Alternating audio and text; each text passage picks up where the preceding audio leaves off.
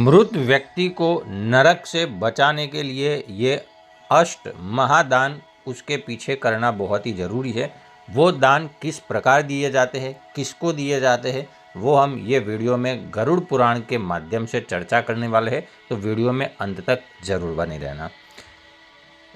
गरुड़ पुराण के अध्याय के अनुसार हम देखते हैं कि मानव जीवन दरमियान जो है वो बहुत लोग पाप करते हैं, जाने अनजाने भी हो जाता है, तो उसका प्रायश्चित और दान, उसकी महिमा बताई गई है। यहाँ पर हम उसके बारे में चर्चा कर रहे हैं।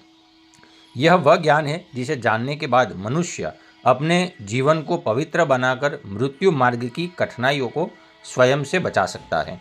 गरुड़ पुराण में भगवान श्री विष्णु स्वयं गरुड़ को उपदेश देते हुए कहते हैं कि हे गरुड़, मनुष्य जाने या अनजाने में भी पाप करता है और उन पापों की शुद्धि के लिए प्रायश्चित आवश्यक है। जब तक प्रायश्चित नहीं होता है तब तक उसकी सद्गति होना मुश्किल है। पाप और प्रायश्चित का सिद्धांत क्या है? हम मनुष्य है, हमारे जीवन में कई बार ऐसे कर्म हो जाते हैं जिनका परिणाम हम पर भारी पड़ सकता है। इसलिए शास्त्रों में बताया है कि 10 विधि स्नान, चांद्रायण व्रत, गौदान, स्वर्णदान, तिलदान और अनेक प्रकार के प्रायश्चित। लेकिन भगवान यह भी कहते हैं कि यदि मनुष्य इन सभी प्रायश्चितों को करने की पूरी सामर्थ्य न रखता हो तो भी कम से कम चौथाई प्रायश्चित अवश्य करना चाहिए। आज के तारीख में स्वर्णदान मतलब सोने का दान देना, मतलब कि जहाँ पर सोने की कीमत जो है वो 1,25,000 के आसपास है, वो बहुत मुश्किल है। लेकिन उसका 1/4 हिस्सा या उससे भी कम अगर वो भी ना हो तो क्या जो है वो दान किए जाते हैं, उसके बारे में हम आगे देखते हैं। इसका अर्थ यह है कि पश्चाताप और सुधार की इच्छा मनुष्य को अवश्य रखनी चाहिए, क्योंकि यह प्रथम द्वार है आत्मशुद्धि का।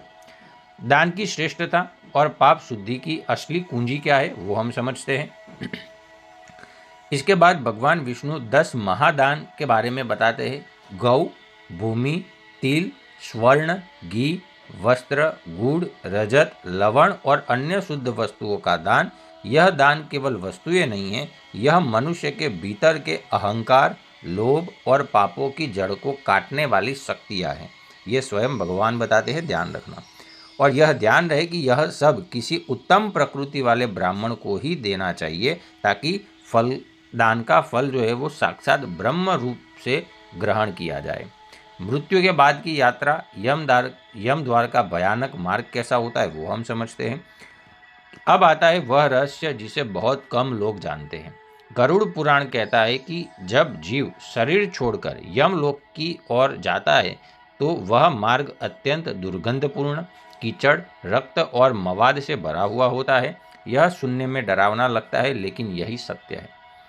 उस मार्ग पर एक नदी आती है जिसका नाम है वैतरणी नदी, जिसे पार करना प्राणी के लिए अत्यंत कठिन बताया गया है।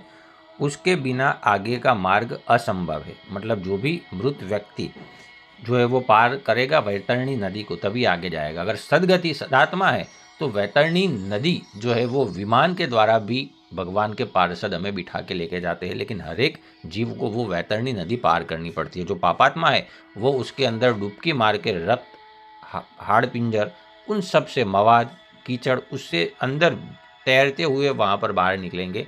और जो सद्गति आत्मा है वो भगवान उसको अपने वाहन में बिठाकर उसको पार करते हैं। वैतरणी नदी जो है वो गौदान, एक ऐसी गाय जो पूर्णतः काली हो और जिसके थन भी काले हो, ऐसी गाय का दान जीव को वैतरणी नदी पार करवाता है। यह दान साधारण नहीं है, यह मोक्ष का द्वार खोलने वाला दान है। पददान का महत्व, अगला जो विषय आता है इसमें पददान शारीरिक सहूलियत, सुरक्षा और प्रतीकात्मक ऊर्जा से जुड़े हुए 8 महादान हैं, जिसमें छत्र, जूता, वस्त्र, अंगूठी, कमंडल, आसन, पात्र और भोजन। ये 8 दान मनुष्य को आध्यात्मिक यात्रा में शक्ति प्रदान करते हैं। इसके साथ ही तिल का पात्र, घी का पात्र, सैया तथा अन्य प्रिय वस्तुओं का दान, यह सब भी पाप शुद्धि में अत्यंत प्रभावी माना गया। नरक रूपी गर्भ से मुक्ति कैसे मिल सकती है? भगवान श्री विष्णु कहते हैं कि हे पक्षीराज, पृथ्वी पर वह मनुष्य जिसने अपने पापों का प्रायश्चित कर लिया है, 10 महादान दे दिए हैं, वैतरणी गौ का दान कर चुका है, अष्टदान, तिल का पात्र, घृत का पात्र, सैयादान और पददान, यह सब पूर्ण कर चुका है वह प्राणी नरक रूपी गर्भ में फिर प्रवेश नहीं करता है। इसका सीधा अर्थ है ऐसा मनुष्य पुनर्जन्म के चक्र से मुक्त हो जाता है। यह मुक्ति ही मानव जीवन का अंतिम लक्ष्य है। तो मित्रों, गरुड़ पुराण जो है वो मृत्यु के बाद भय दिखाने के लिए नहीं है, यह मनुष्य को सही जीवन जीने के लिए प्रेरणा करता है, कर्म की महिमा समझाता है और आत्मा को पवित्र बनाने का मार्ग देता है।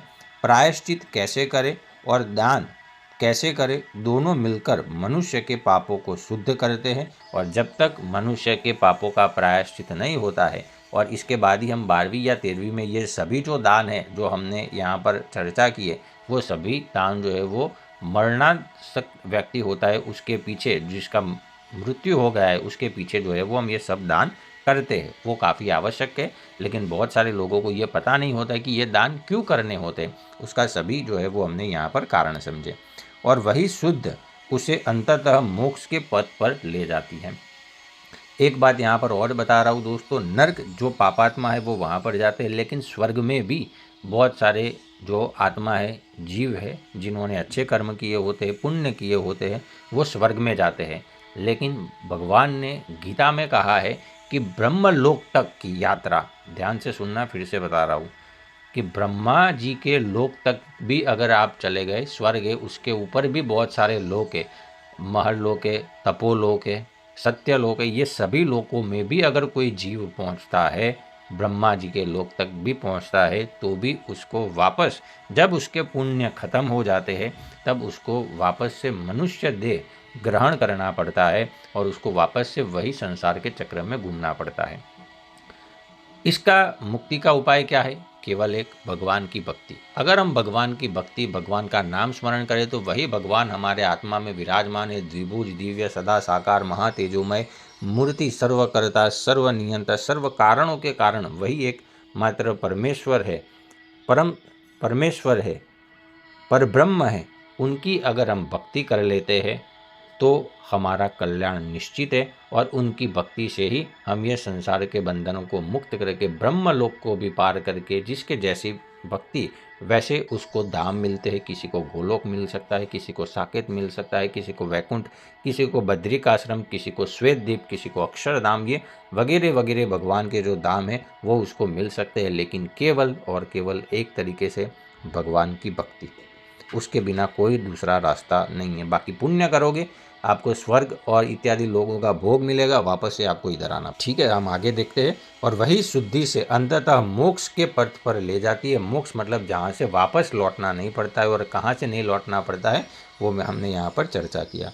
जो यह ज्ञान को समझ लेता है वह मृत्यु से पहले ही मृत्यु को जीत लेता है, और यही सच्चा आध्यात्मिक जीवन का मार्ग है।